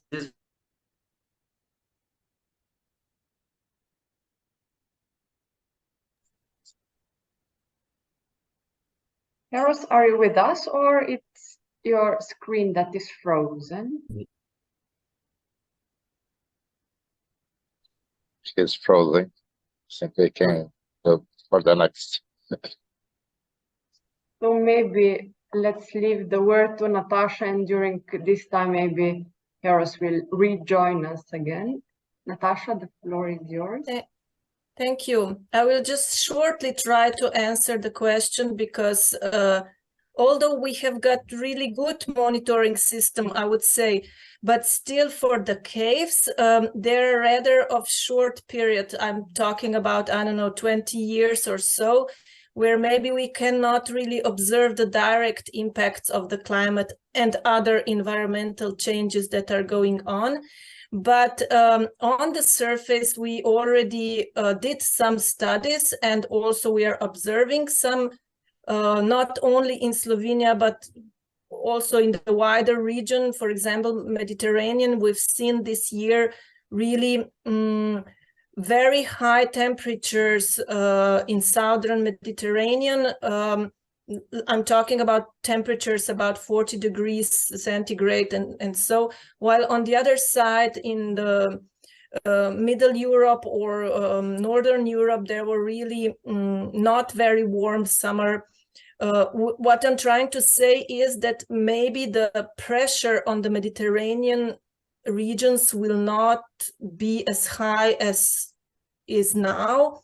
These are purely speculations, but also there is a really high percentage of karst in the Mediterranean region, and these areas are supplied a lot with karst water. And we did some of the studies in our country which suggest, of course, that due to the environmental changes, not only climate, but also vegetation cover changes, we really can expect less water, especially in the summertime. So this again might impact the tourism, because tourism really needs a lot of water, at least as it is now. But regarding not only the tourists, the environmental changes in the environment, we also are facing a lot of vegetation cover changes with the large-scale forest disturbances, such as fires. There are also in the United States, you've probably heard about large fires in Greece, in Portugal, in Spain, and so on. But also some 10 years ago, we had really large ice breakage. Almost half of Slovenia's forest was damaged, and this then also impacts on the other way on the environment and biodiversity and so on. While you know, if the changes are slower, like we've seen during the geological history, then the species have the time to adopt, while on the other side, if they are so fast and so extreme with lots of extremes, then it's not so easy. And also our society is not prepared. We, at least in Slovenia, we are not having any plans how to cope with this. And yet we have been stricken with really strong floods this summer, really lots of damages on the houses and so on, infrastructure and so on. And also, if I already have the word, I would like to comment on the cave protection and tourism. In Slovenia, we have got a law which is called Cave Protection Law, and it prescribes exactly what is allowed to do in the caves and what is not allowed. And there are 22 tourist caves specified in the law. And most of these caves are run by caving societies or some tourism societies. And the main intention of these tourism caves is the education. On contrary to, like Eros explained, in China, there the main purpose of show caves is entertainment. While in Slovenia, it is not like that, except maybe one cave, which is special. But nevertheless, there is a lot of stress put in the protection of caves and also about managing tourist caves. Thank you. Thank you, Natasha. I'll just add one, this isn't specific to Cave and Karst, but one interesting thing that's happening in our region related to climate change. So similar to what Natasha was just saying, our areas experience a lot of flooding. And so that's something that's not normal to this area. And we know that it's going to continue to happen just because of the amount of waterways that we have here. So we're looking at planning and how to address, kind of going back to that issue of overuse. Because of a lot of areas that are being flooded are the high use areas, we're figuring out ways to provide alternative areas and areas for the boat launch, but then also areas for hiking too with all of these floods. So yeah, it's interesting how just over the last 2 summers, they looked at it, you know, kind of, they were forced to make changes and look at the impacts of climate change in ways that I don't think they thought they were going to have to in the next, 5 to 10 years, but now it's critical that they do. So I just wanted to share that. Thank you both. We couldn't agree more what Natasha said, because we know the situation here in Slovenia. And I just see that Heros is back, and we also read your message. So you are here. Would you like maybe for the conclusion of this panel discussion, Heros, would you like to finish with your words? I think it's not necessary, but the general idea is that we have more data to make more precisely conclusions. So it's early for us. Okay, thank you. So we are a bit over the time. So Leanne, we would now give the word back to you. And thank you for this fruitful discussion to all of you. The objectives of this network is to put together 2 very important issues for nature and for people, that is caves and karsts of one side, and biosphere reserve the other side, as part of the Man and Biosphere program of UNESCO. No? And after we start the first year to talk. Oh, you gotta. Well, it is just some image at the beginning to remember that we are talking about very special habitats, very special ecosystem and fragile areas, and then we have many, about 180 biosphere reserve with important cave and karst regions inside. Next, please.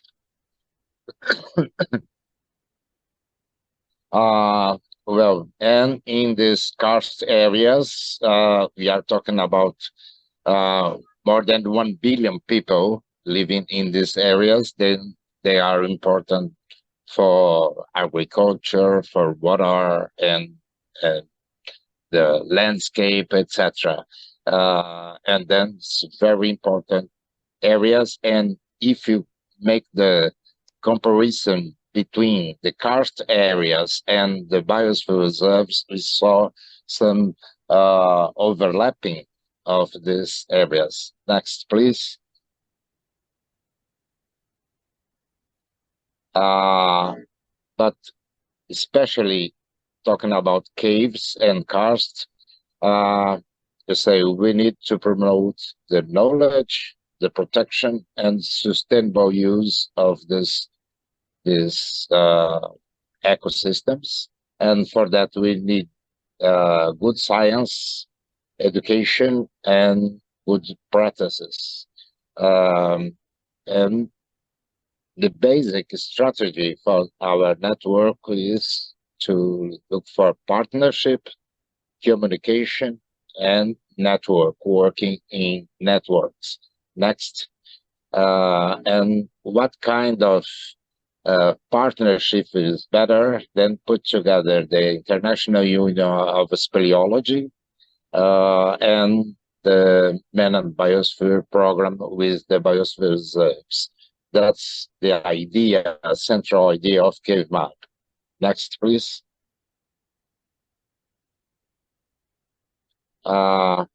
Just remembering all the biosphere reserves are model regions and learning spaces for sustainable development. And the three functions are conservation, sustainable development, and this logistic support, especially the knowledge, education, training, etc., looking for good practices, but looking for the global agenda of environmental and sustainable development, and especially the Convention of Biodiversity, the climate, and decades of restoration, etc. And then is to put together the local aspects with the global needs, the global agenda for the environment. Next, please. Well, just to know, we have at the moment 748 biosphere reserves in 134 countries.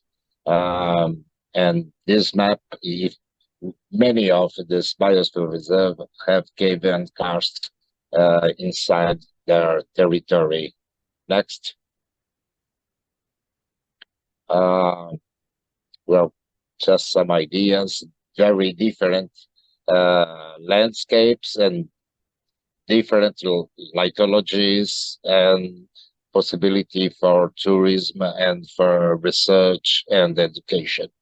Next. Well, CaveMAB is a thematic network created in support for the UNESCO Mammoth Biosphere program. This program have a very diverse governance. No? Have a special ICC, is the International Coordination Council, but also regional and thematic networks. I told you I just arriving from Honduras, where we had a Congress of IberoMAB, is the regional network that includes Latin America, Caribbean, Portugal, and Spain. The same you have for Africa, AfriMAB, EuroMAB, etc. But we have also many different thematic networks, especially for mangroves, for savannas, for tropical forests, etc., or some different ways, like the network of the countries with Portuguese language, no? And then, but they are thematic network, is the case of CaveMAB also. The membership is open, and the idea is to put together for exchange, for learning for each other, people and institutions. Next, please.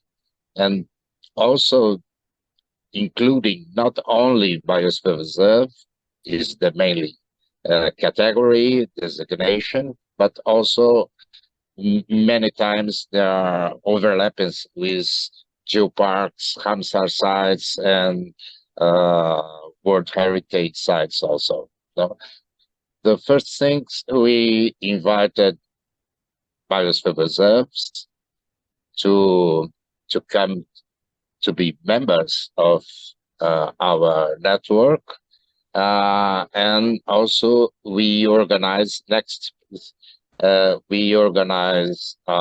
governance, a small group with Atlântica, Biosphere Reserve in Brazil, Mammoth Cave Biosphere region in United States, and Karst Biosphere Reserve in Slovenia.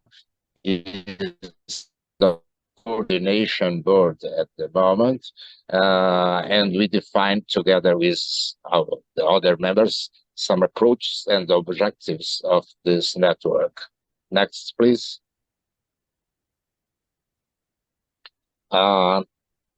Okay, next, please. You can see we have a web page, and then everybody can see.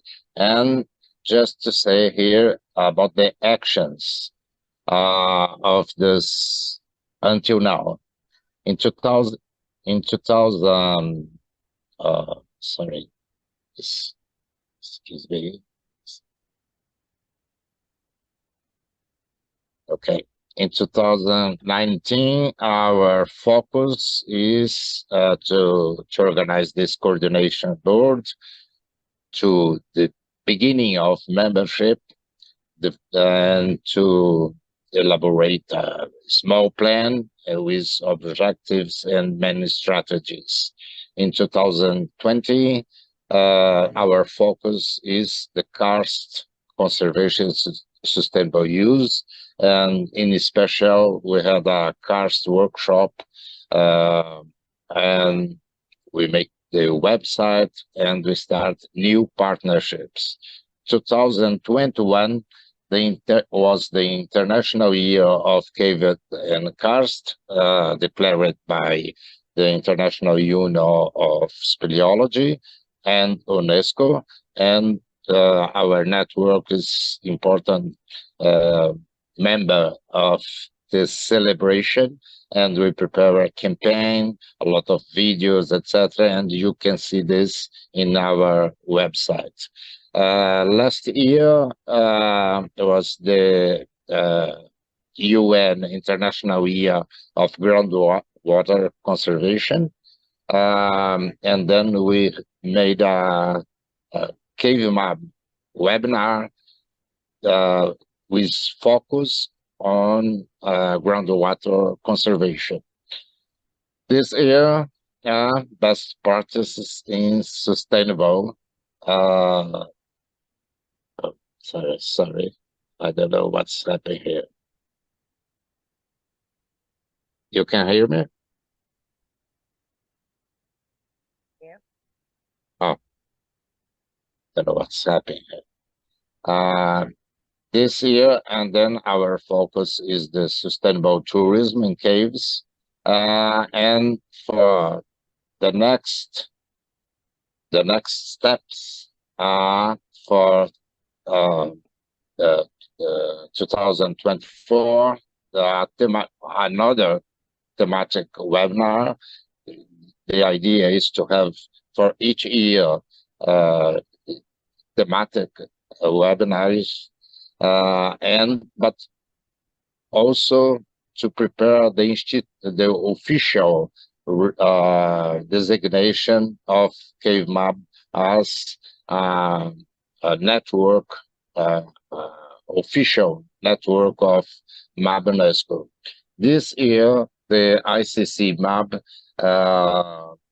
elaborates some guidelines and say how to be recognized as our official network, and we must define objectives, etc. We have a form to fill and say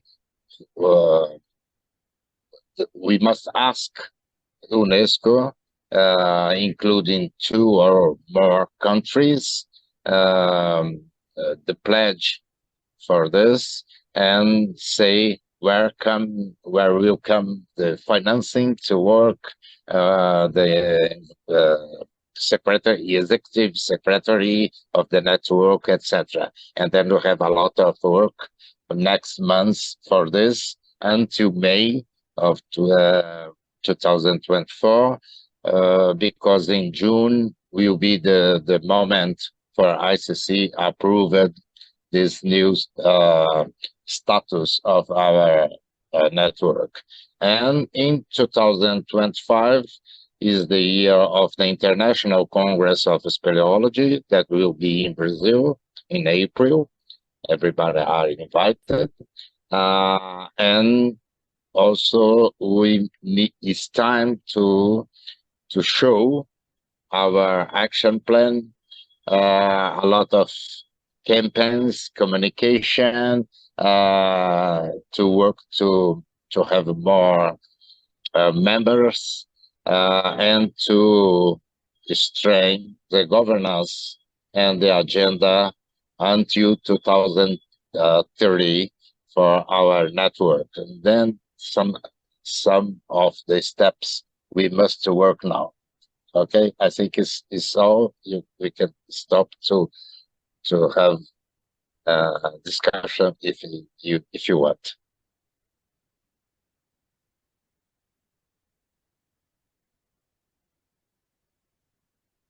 Okay.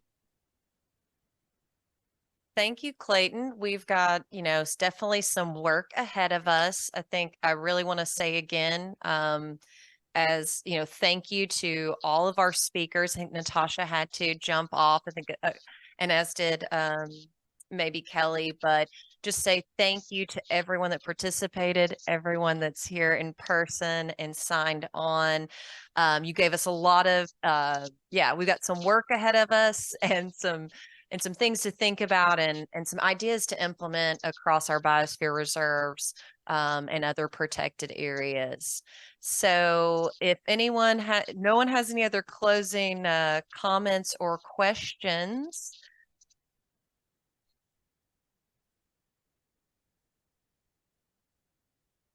Gonna look at the gallery one last time. Oh, Kelly is still there. Great. Okay. Thank you again. Yes, you and Dr. Lobo. Thanks so much, Rosana, Borut. Thank you. Appreciate all of everyone helping to make this happen today. We're getting some great comments. Please, everyone, stay in touch with contact info. Reach out to me. Our speakers have offered theirs. I will have this recording online. If not this week, hopefully next week.